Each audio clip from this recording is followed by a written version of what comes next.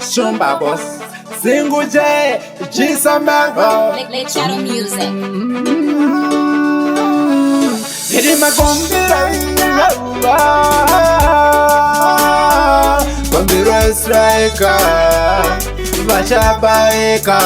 Nibzupi mona biwa shumba, Rekabdaro Zavakoa Zamufora, Rekabdaro Shumba, Rekabdaro Zavachoretera, Rekabdaro Iwecharumbira, Rekabdaro Zavawambera, Rekabdaro Zadareva, Rekabdaro Shivodera, Rekabdaro Wanamakansira Nakaipa, Urukungo Bikandande Sakanyanya, Wakazira Wasita Bakaipa, Moto Wabatita Zino Wamaka, Shiri Kudiwa Nema Yuti Kunge Kwara Kwara, Vari Kuchamba Jamba Kuita Sema Chara Chara, Iwecharumbira, Unemo Kurumbira, Posta Biwa Shumba, Rekabdaro Zavakoa Zamufora, Rekabdaro Shumba, Rekabdaro Zavachoretera, Rekabdaro Iwecharumbira, Rekabdaro Zavawambera, Rekabdaro Zadareva,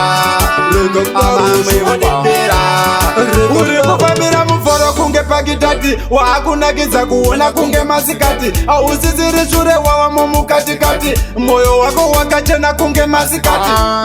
Hirima kombiro iya, time toita madiro iya, Iwe posumba, mafanzi wabakumba. Wasabi wasumba, Rekabdaro Zavakoa Zamufora, Rekabdaro Shumba, Rekabdaro Zavachoretera, Rekabdaro Iwecharumbira, Rekabdaro Zavawambera, Rekabdaro